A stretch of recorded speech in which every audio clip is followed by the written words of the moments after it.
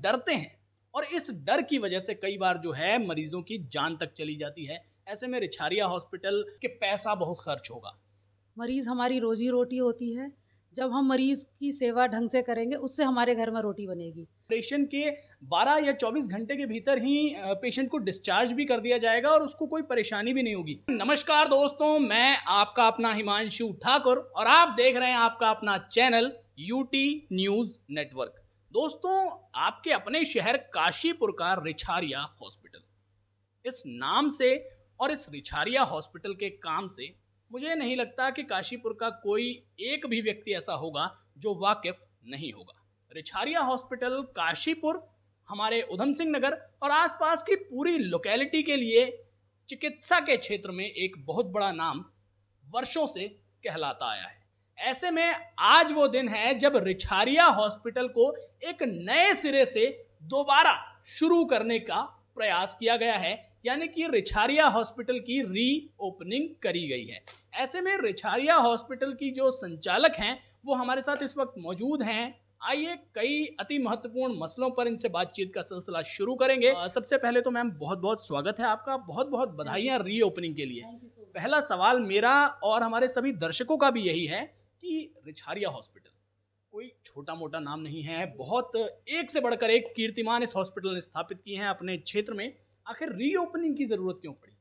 ये अस्पताल मेरे पिताजी ने आज से 30 साल पहले बनवाया था और समय के साथ नॉर्म्स बदल जाते हैं, बिल्डिंग पुरानी हो जाती है और सिस्टम के हिसाब से जो नॉर्म्स हैं वो करने के लिए हमने बीच में 5 महीने अस्पताल को बंद करके इसको रिनोवेट किया।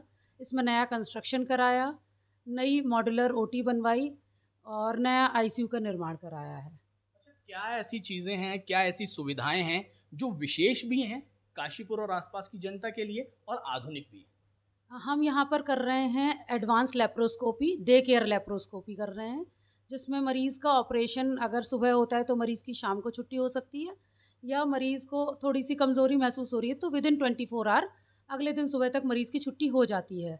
और हम लेकर आए हैं लेज़र इन प्रोक्टोलॉजी और लेज़र इन यूरोगायनेकोलॉजी। लेज़र इन प्रोक्टोलॉजी में जो बवासीर भगंदर वगैरह होता है उनका इलाज लेज़र से करते हैं। इसमें दर्द नहीं होता है, खून नहीं बहता है, मरीज़ की जल्दी छुट्टी हो जाती है।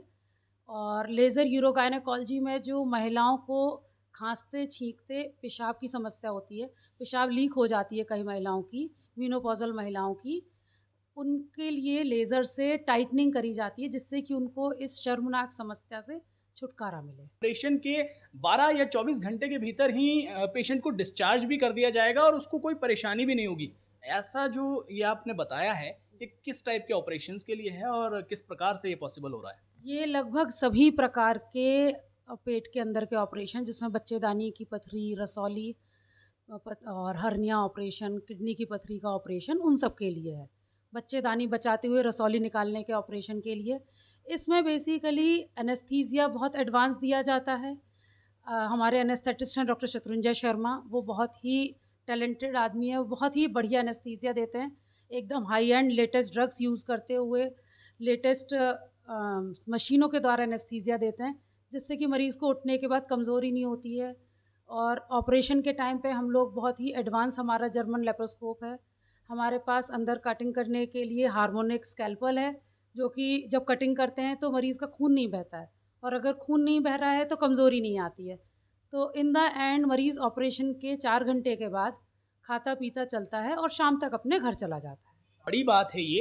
अक्सर जो महिलाएं होती हैं, जब किसी भी प्रकार की कोई शारीरिक परेशानी आ जाती है, कोई बीमारी आ जाती है, तो महिलाओं को इस बात की चिंता नहीं होती कि पैसा बहुत खर्च होगा।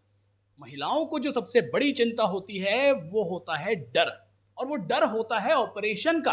उनको लगता है कि भाई ऑपरेशन होगा, न जाने क्या हो जाएगा, हालांकि ऐसा होता कुछ नहीं है।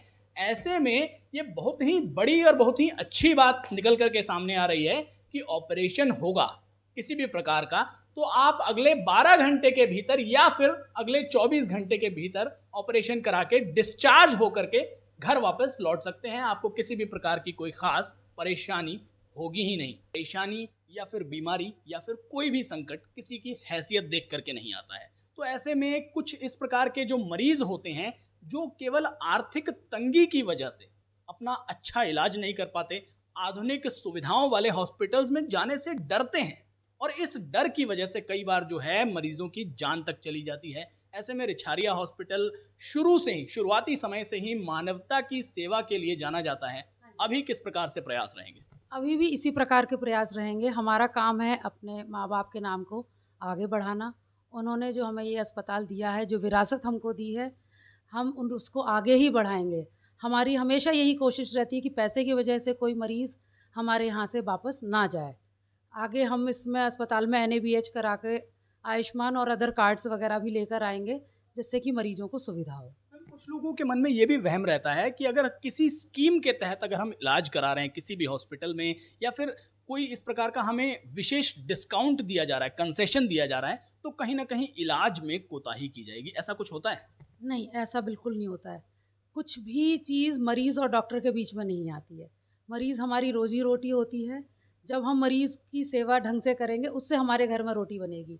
और कभी भी चाहे पैसे कम मिलें ना मिलें, रिश्तेदार कैसे हों, परिस्थिति कैसी हो, हम हमेशा अपने मरीज़ के लिए 100% करते हैं। तो साथियों, आपने सुना और आपने समझा रिछारिया हॉस्पिटल क्या है, कैसे है और कब से है। इस बारे में अति विशेष रूप से विवरण देने की कोई आवश्यकता नहीं है, क्योंकि मैं भी जानता हूं और आप सभी जानते हैं। ऐसे में वर्तमान समय में जो रिछारिया हॉस्पिटल के संचालक हैं और जो जितने भी स्टाफ हैं, जितने भी डॉक्टर्स हैं, उन सभी का एक मत के रूप में यही कहना है कि जिस प्रकार से हमारा नाम और हमारा काम शुरुआती समय से जाना गया है मानवता की सेवा के लिए, ठीक वही मानवता की सेवा आगे आने वाले समय में भी बरकरार रहने वाली है। ऐसे में काशीपुर वासियों के लिए रिछारिया हॉस्पिटल की रीओपनिंग की ये खबर वाकई सुखद है। इस वीडियो को अधिक से अधिक शेयर जरूर कीजिएगा ताकि अधिक से अधिक काशीपुर और आसपास की जनता तक यह वीडियो पहुंच सके। धन्यवाद।